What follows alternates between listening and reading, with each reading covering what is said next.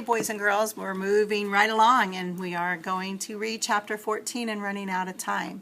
When we finished chapter 13, Jessie had stopped by Crooked Creek to grab a bite to eat, and she was preparing to take a drink of water when suddenly somebody yelled "stop" at her. So hopefully you made a prediction of who you thought might have been yelling for her to stop drinking the water and why. Now we're going to find out who that was that had yelled at her and see what happens. Okay, so page 96. And this chapter is a little bit longer, so be prepared. When Jessie dared to turn around, she saw a man bounding toward her. He had a grizzly gray beard and snapping eyes. He was also the fattest man Jessie had ever seen. Jessie thought she could outrun him if she had to, but it scared her that she hadn't known he was behind her. What if he were from Clifton? "Stop!" he yelled again.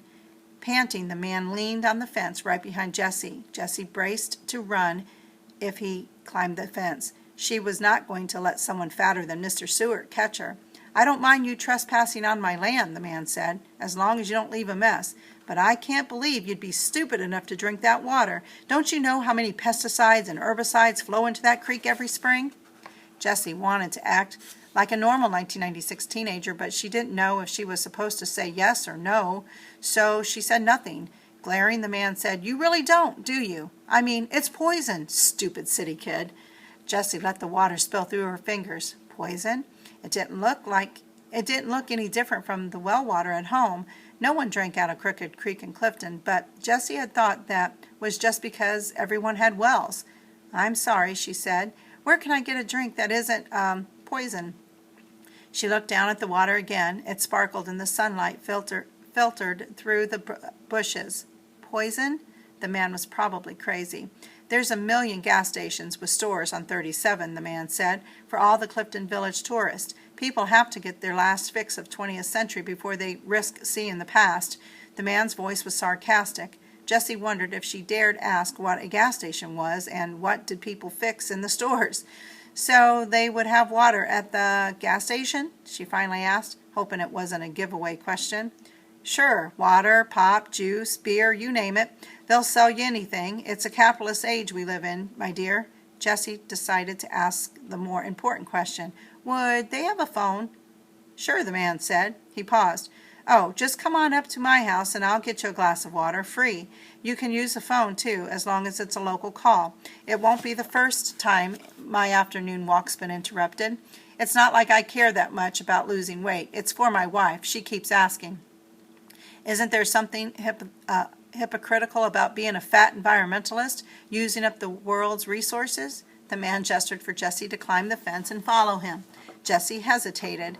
The man didn't sound like he worked for Miles Clifton. He seemed a little crazy, but not dangerous. He'd called himself an environmentalist, which was a word Ma had used.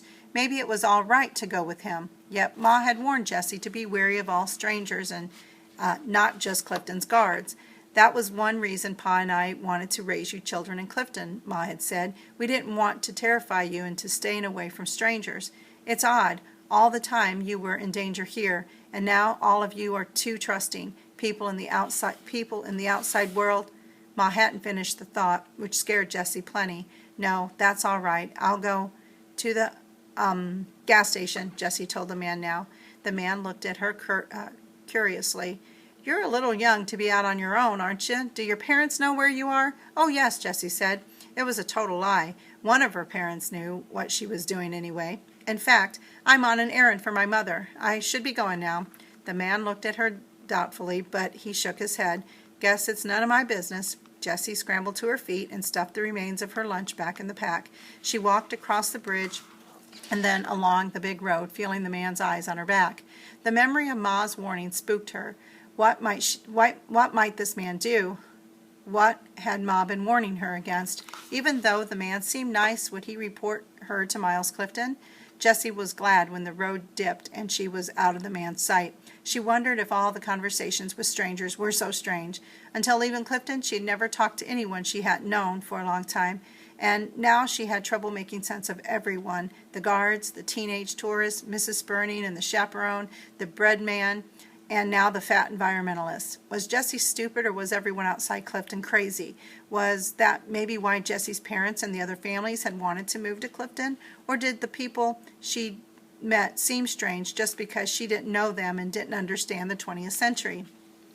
Jessie couldn't figure any of it out. She was getting so thirsty she could barely think. She decided to try to look for a gas station since it would have both a phone and a drink. But again, she didn't know what she was looking for. Then about a mile beyond Crooked Creek, she saw a sign on a tall post with the words, "The Stopping Point." Underneath it, it said gas, live bait, pizza, cool drinks. Beneath the sign, there was a small white building and a strange contraption that looked like hitching posts for cars. At least people would drive up to them and loop a hose to the car like someone in Clifton would tie a horse's rein to a hitching post. But not all the cars had to be hitched like that. Others were just parked by the store. It didn't make sense, but Jessie didn't care. This had to be a gas station. Jessie dodged the cars waiting for the hitching post and pushed open the door of the store. At first it seemed dim after the sunshine outside. Then Jessie's eyes adjusted and she realized the globe things were almost as bright as the sun. Jessie felt a pang, missing the dim coolness of Mr. Stewart's store, but it was easy to see and hear, and she was fascinated by all the bright packages. Where Mr. Stewart had barrels and tins to hunt through, this place had shelves full of cookies and crackers and things she didn't even recognize, all in containers covered with labels and pictures. She grinned at a row of bread loaves and red and yellow wrappers, the same kind as the bread truck she had ridden in. But there were also loaves and a dozen other wrappers, and the bread was about the only familiar food. What was a Frito, she wondered, and Cheeto, a Dorito? Jessie was tempted to buy a lot of things just to see what they were, but habit was hard to break. In Clifton, no one spent money unless it was for something desperately needed, and Jessie needed only a drink and a phone. Jessie decided it was okay to get a drink first, since she was a little scared of trying to use a phone. She went to the back where rows and rows of bottles leaned behind glass windows. Most of them said Coke or Pepsi, and Jessie wondered what that could be. Both drinks looked like cough syrup. She settled on a bottle of something called papaya fruit drink. It was prettier. Jessie opened the glass door and felt air as cold as winter. She slammed the door. How could it be? This wasn't an ice house or even a spring house. Cautiously, Jessie forced herself to open the door again and grab the bottle of juice. The glass was cold. Jessie was tempted to let the juice warm up before she drank it. Pa always said it wasn't right to drink something cold in warm weather, but it might taste better this way. As Jessie took the mysteriously cold bottle to the front to pay, she noticed 2 round mirrors in the corner.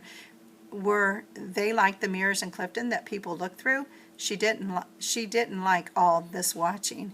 The strange, cooped-up cold and the mirrors unnerved her, but as she stepped up to pay for her drink, she forced herself to ask the boy behind the counter about a phone.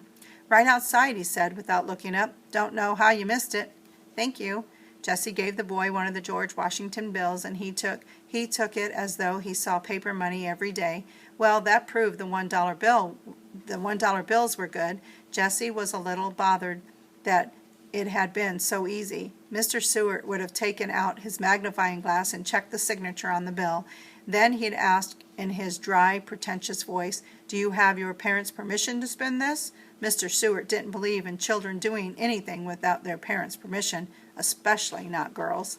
But this boy was not much older than Jessie. She watched him hit buttons on a box and then count out change from a drawer that sprang out when he stepped back. The box would have intrigued her if she hadn't been so curious about the boy. He had hair shaved close to his head and wore a black, what was it called? Oh yes, T-shirt.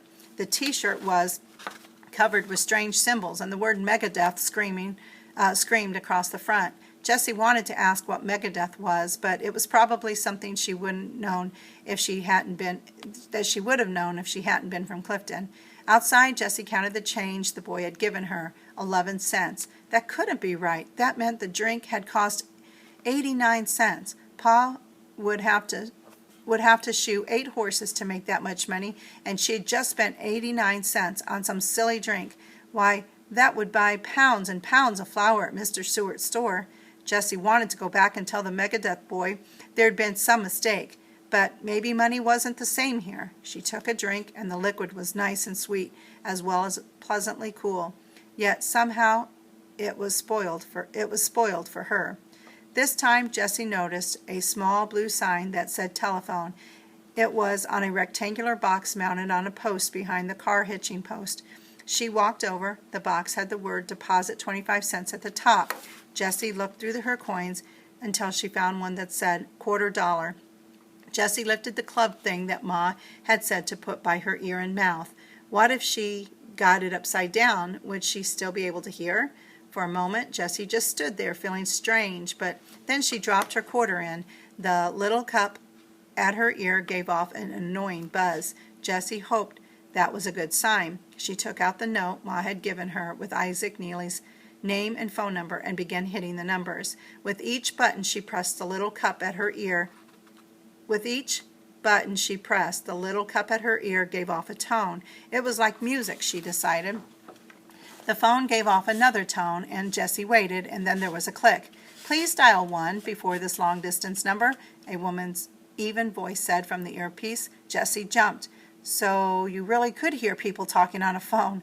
She pulled the earpiece away from her ear, and she looked at it suspiciously. The box and the earpiece were too small for a woman to be hiding inside, and Jessie could see that no one was talking on the other side of the box. How did the voice get in the phone? Jessie was so surprised she forgot what the woman had said. Hello, Jessie said. What did you say? Can I talk to Mr. Neely? Jessie felt foolish talking into the phone. It was like talking into a book or a house or something else that wasn't alive. Jessie wasn't used to talking to anything but people. Had she done it right? The voice didn't answer. Hello, Jessie said again. I just want to talk to Mr. Neely. Can you please get him for me? She didn't know what else to say. Still, no one answered. Jessie wondered if the phone worked at all. Maybe she would have to walk all the way to Indianapolis to talk to Mr. Neely. But at least someone had talked on the phone. She heard something falling through the phone. Her coin? Jessie took her $quarter out of the small door at the bottom. Maybe it was just a bad coin. That happened sometimes. There were counterfeiters around. Jessie had seen men test coins with their teeth to make sure they were real. Now that she noticed this one didn't look like real silver, Jessie tried another quarter and hit the button again. Again, she heard the odd music, the tone, and the click. Please dial 1 before this long-distance number, the woman said again. A 1. A 1? Jessie said. Why? I know it's long distance. That's why I'm using the phone. Jessie had the feeling the woman wasn't listening to her. Her coin fell through the phone again. Jessie put the quarter back in. She hit a 1 hesitantly, but nothing happened. She hit the number Ma had written out for her to call. The odd music and clicks were almost familiar now. A new voice answered. Please deposit $1.40. At least it was something new. Jessie pulled out the rest of her money. $1.40 was a fortune, but it made sense that it would be expensive to talk to someone 40 miles away. Jessie counted out the right amount and then tried to figure out where to put the dollar in the phone. Where? She asked. Do you want me to fold up the dollar and put it where the quarter went? I'm afraid it will get stuck.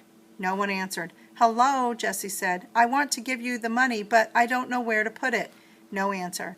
Jessie was worried. If Mr. Neely stayed on the phone as briefly as everyone else, Jessie would never have a chance to explain about Katie and the others. But she started to fold up the dollar to try to put it in the little quarter hole. In her haste, she knocked some of the coins to the ground. She bent over to pick them up. Seeing all the coins on the ground gave her an idea. She could put $1.40 in coins into the phone. Jessie felt really smart until she hit her head on the bottom of the phone, standing up. When she listened to the earpiece again, it made a nasty buzzing noise. Had she broken the phone? Jessie hung the earpiece back on its cradle and looked around nervously. Several cars were at the hitching post, but no one seemed to be looking at her. Jessie picked up the earpiece again, put her quarter in, dialed the number with the 1 in front of it, and put the $1.40 in coins in the hole when the voice asked for it.